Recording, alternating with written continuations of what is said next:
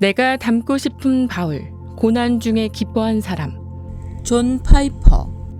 바울은 그리스도를 위해 자신이 받는 고난을 핑계 삼아 그분을 등진다거나 자신에게 맡겨진 사명을 저버리지 않았다.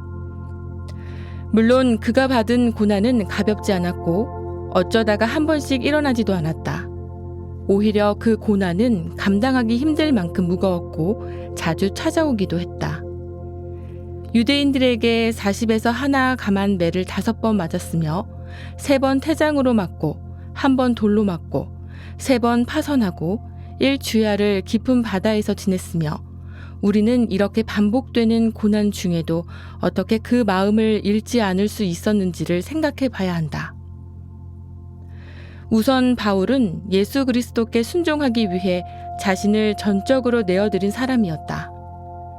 그는 부활하신 권능의 주님께 성실히 헌신하여 그 순종의 여정에서 반복되는 고난을 겪게 되었다. 우리 자신이라면 이런 상황에서 어떻게 반응하겠는가? 내가 아는 사람들 중에는 한때 크리스천이라고 공언했으나 인생의 고난에 직면하여 쓰라린 아픔을 맛본 후에는 기독교 신앙을 버린 이들이 있다. 누가 고난을 일으키는가? 어떤 이들은 이렇게 생각할지도 모른다. 고난 때문에 신앙이 흔들리는 자들은 마치 하나님이 그런 고난을 주신 것처럼 오해하며 신앙을 저버리는데 그래서는 안 된다. 그럴듯하게 들리지만 바울은 이런 생각에 동의하지 않았을 것이다. 왜냐하면 그는 성경이 이야기하는 고난에 관해 깊이 알고 있었기 때문이다. 이를테면 욥에게 일어난 고난이 어떠했는지를 바울은 잘 알고 있었다. 욥의 이야기를 보면 처음부터 발빠르게 움직이며 비참한 상황을 조성해내는 이는 사탄이다. 그는 욥의 자녀들을 죽이고 욥의 몸에서는 종기가 나도록 역사할 수 있는 권한을 받아 시험을 일으킨다. 그런데 욥 자신은 이 재앙 가운데 일어난 일들의 궁극적인 원인이 바로 하나님께 있다고 고백한다. 주신 이도 여호와시요 거두신 이도 여호와시오니 여호와의 이름이 찬송을 받으실지니이다. 우리가 하나님께 복을 받았은즉 화도 받지 아니하겠느냐. 그러면서 자녀들을 잃고 종기가 나게 된 상황에서도 입술을 범죄하지 않는다. 그리고 이야기의 종결부에 가서는 욥의 가족과 친구들이 다 와서 그의 집에서 그와 함께 음식을 먹고 여호와께서 그에게 내리신 모든 재앙에 관하여 그를 위하여 슬퍼하며 위로한다.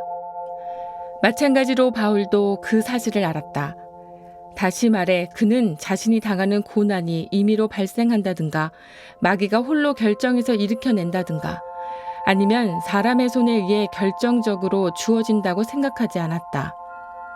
오히려 그는 처음부터 고난을 받게 되리라고 자기에게 말씀하신 주님이 그 모든 고난을 정하셨다는 사실을 알고 있었다. 고난이 일어날 때 우리는 우리 자신이 바울의 자리에서 그처럼 지속적인 고난을 받게 된다면 과연 그 느낌이 어떠할지 또 우리의 마음은 어떻게 반응할지를 생각해 볼 필요가 있다. 누군가는 그 자리에서 이렇게 반응할지도 모른다. 예수님, 보십시오. 저는 제 인생을 주님께 다 드리기로 서원했습니다. 그리고 주님이 하시는 말씀도 전해 들었습니다. 주님의 멍에는 쉽고 가볍다고 하신 말씀이요. 또 내게 평강과 만족을 주신다고도 약속하셨죠? 그런데 거의 매번 주님을 세상에 증언하려고 할 때마다 무엇이 돌아왔는지 아시나요? 바로 고난입니다. 어떻게 주님처럼 강하고 온유한 리더로부터 이런 보상을 받을 수 있는지 잘 모르겠습니다. 그리고 주님을 신실하게 따르는 종을 이렇게 대우하시리라고는 생각조차 못했습니다. 그러니까 이 인생이 계속 꼬이기보다 좀 쉽게 풀리도록 능력을 발휘하지 않으시면 이제 제 신앙을 버릴까 합니다. 사실 주님은 이와 같이 반응하는 피상적인 신자가 있으리라고 예언하셨다. 그 속에 뿌리가 없어 잠깐 견디다가 말씀으로 인하여 환난이나 박해가 일어나는 때에는 곧 넘어지는 자요. 그리고 자신을 따르는 자들에게 장차 학대를 받게 되리라고도 경고하셨다. 심지어 부모와 형제와 친척과 벗이 너희를 넘겨주어 너희 중에 몇을 죽이게 하겠고 내가 선지자와 사도들을 그들에게 보내리니 그 중에서 더러는 죽이며 또 박해하리라. 주님은 또한 다메섹 도상에서 바울을 만나 그에게 일생의 사명을 주실 때 이 점을 분명히 드러내셨다.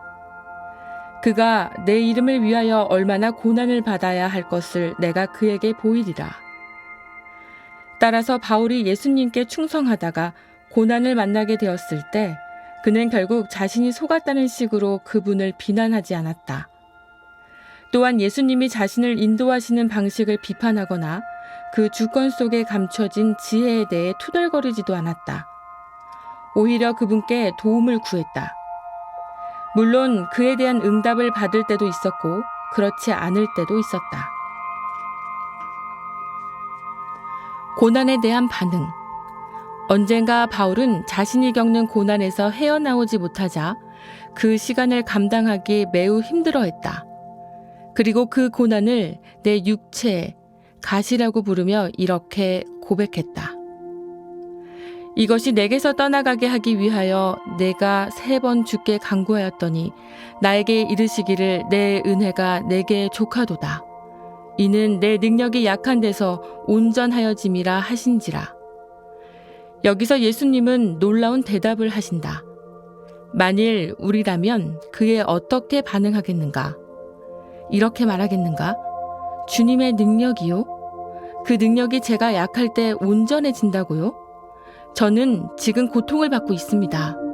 이런 상황에서 어떻게 영광을 드러내려 하십니까? 차라리 이 고통에서 나를 건지시는 은혜를 베푸셔서 영광을 받으셔야 하지 않겠습니까? 안타깝게도 많은 크리스천들이 자신의 삶에서 겪는 고난에 대해 이런 식으로 반응한다. 그러면서 하나님께 화를 낸다.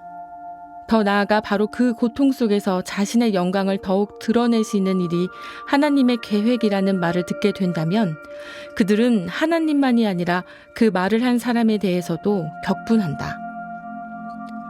고난 가운데 발견한 기쁨. 그러나 그런 분노는 육체의 가시가 제거되지 않으리라고 말씀하신 주님 앞에서 바울이 보인 반응과는 전혀 다르다. 그는 놀랍게도 이렇게 말했다. 그러므로 도리어 크게 기뻐함으로 나의 여러 약한 것들에 대하여 자랑하리니 이는 그리스도의 능력이 내게 머물게 하려 함이라. 그러므로 내가 그리스도를 위하여 약한 것들과 능욕과 궁핍과 박해와 곤고를 기뻐하노니 이는 내가 약한 그때의 강함이라. 이런 기쁨이 무엇인지 상상할 수 있겠는가? 어떻게 크게 기뻐하는가? 고통 가운데서 건져달라고 3번이나 간구하고 거절당한 후에 하는 말이 도리어 크게 기뻐함으로 나의 여러 약한 것들에 대하여 자랑하겠다는 것이다. 우리는 이 대목에서 바울이 예수 그리스도를 얼마나 사랑했는지 또 얼마나 그분의 영광을 추구하며 살았는지를 알 수 있다. 그는 주님의 영광이 자신의 고난을 통해 더욱 선명히 드러날 수만 있다면 그 고난 중에서 기뻐할 수 있었다. 왜냐하면 그가 추구한 최고의 가치는 다름 아닌 그리스도의 영광이 크게 드러나는 데 있었기 때문이다. 그래서 능욕과 궁핍과 박해와 공고라도 기뻐하겠다고 외친 것이다. 이 사람 바울, 내가 그를 존경하고 닮고 싶고 좋아할 수밖에 없는 이유가 거기에 있다.